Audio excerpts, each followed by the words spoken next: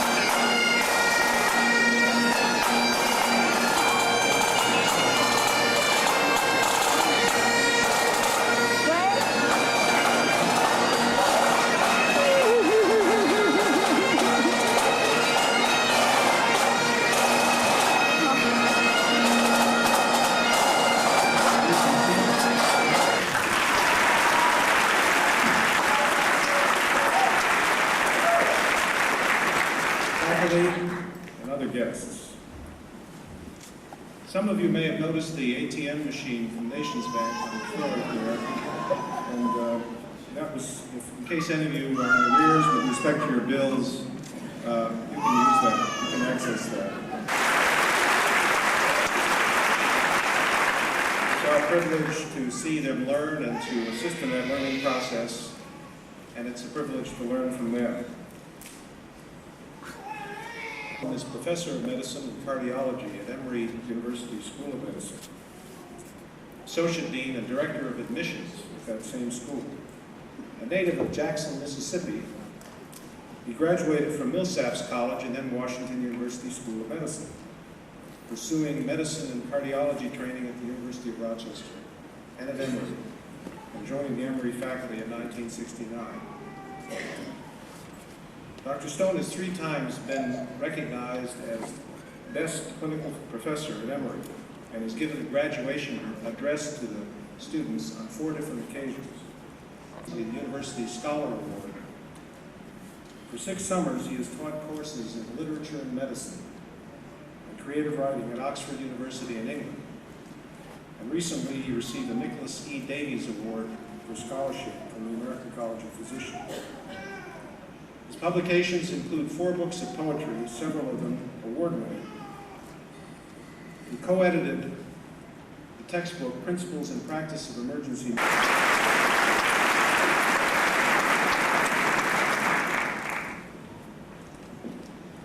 Thank you very much.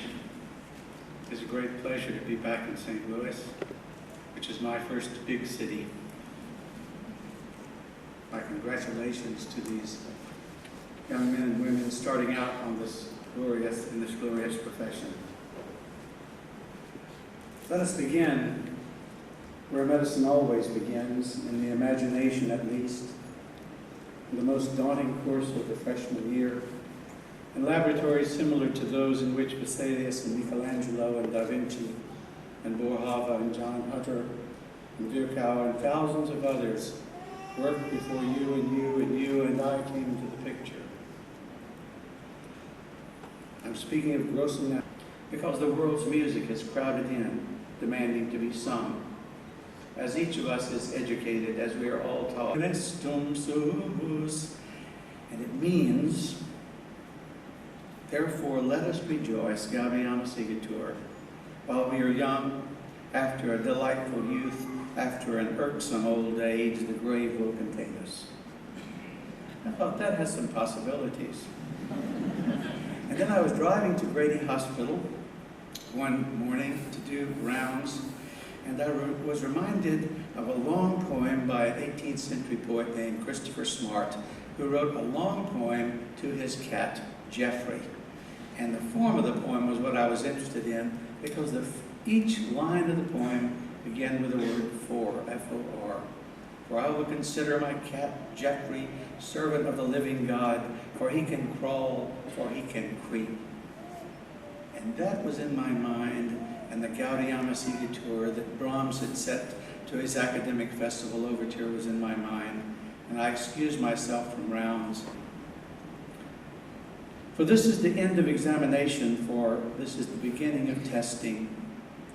For death will give the final examination, and everyone will pass. For the sun is always right on time, and even that may be reason for a kind of joy. For there are all kinds of, all degrees of joy. For love is the highest joy, for which reason the best hospital is a house of joy, even with rooms of pain and loss, exits of misunderstanding, for there is the mortar of faith, for it helps to believe. For Mozart can heal, and no one knows where he is buried. For penicillin can heal, and the word and the knife. For the placebo will work, and you will think you know why. For the placebo will have side effects, and you will know you do not know why. For none of these may heal, for joy is nothing if not mysterious. For your patients will test you for spleen and for the four humors, for they will know the answer, for they have the disease. For disease will peer up over the hedge of health, with only its eyes showing. For the T waves will be peaked, and you will not know why. For there will be computers, for there will be hard data, and they will be hard to understand. For the trivial will trap you, and the important escape you. For the committee will be unable to resolve the question. Dr. Stone, for those truly inspirational words. It is now my pleasure to introduce the president of the class of 1999, Maria Davis.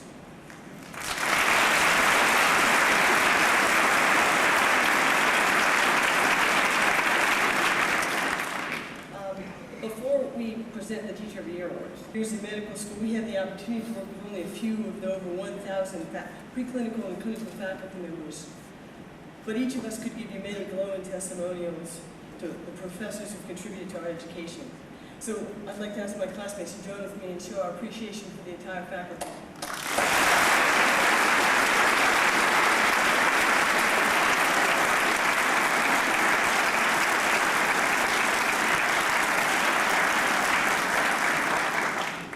We'd also like to take this opportunity to thank several other individuals in offices who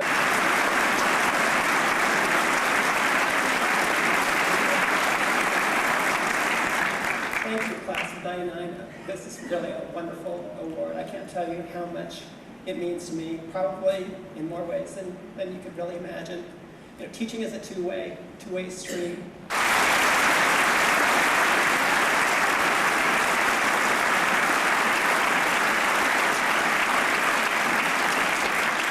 Maria kept her promise. She doesn't know that I will keep mine.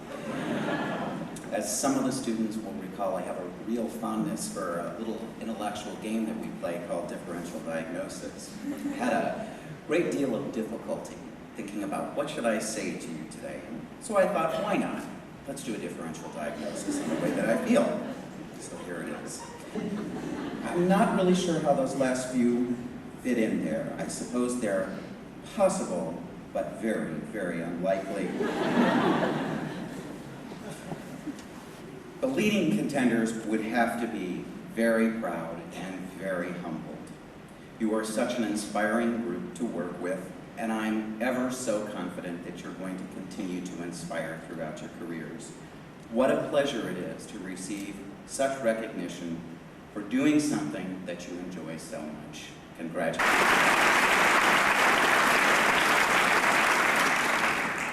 It's particularly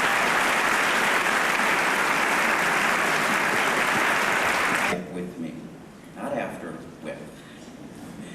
At the time of being admitted as a member of the medical profession, I solemnly pledge myself to consecrate my life to the service of humanity. I will give to my teachers the respect and gratitude which is their due. I will practice my profession with conscience and dignity. The health of my patient will be my first consideration. I will respect the secrets which are confided to me. I will maintain, by all the means in my power, the honor and the noble traditions of the medical profession. I will not permit consideration of religion, nationality, race, party politics, or social standing to intervene between my duty and my patient. I will maintain the utmost respect for human life, even under threat. I will not use my medical knowledge contrary to the laws of humanity. I make these promises solemnly, freely, and upon my honor. Please be seated. Of our family with the death of Sean Armstrong Stanley. Sean's degree, Doctor of Medicine, is presented here, now, posthumously. He's in our hearts and our thoughts, and we miss him. The presentation of diplomas today will have the following format. Although a few graduates are unable to attend the program today, I shall announce the full name of each graduate of the class of 1999. I would ask the audience.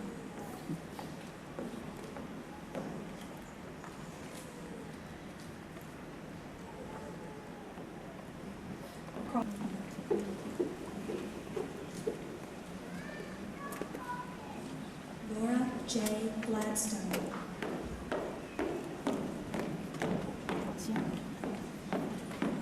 Jane Baird Heidemann.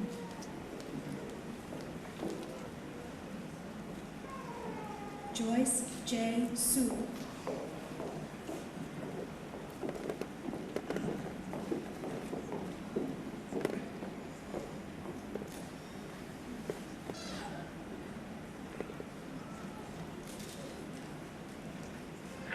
Grace Shirley Chen Wang.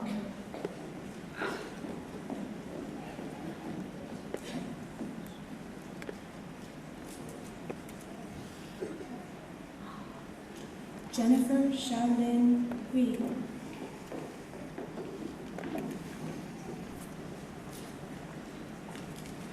Tang Chun Lee.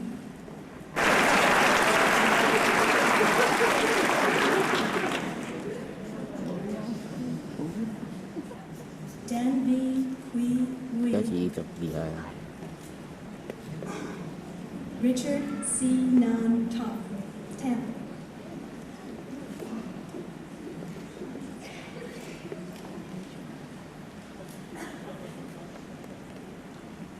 Lawrence Dagam.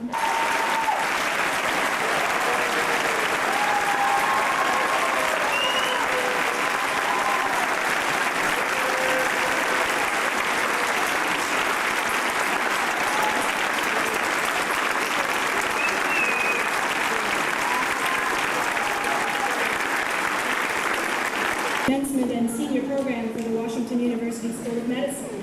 At the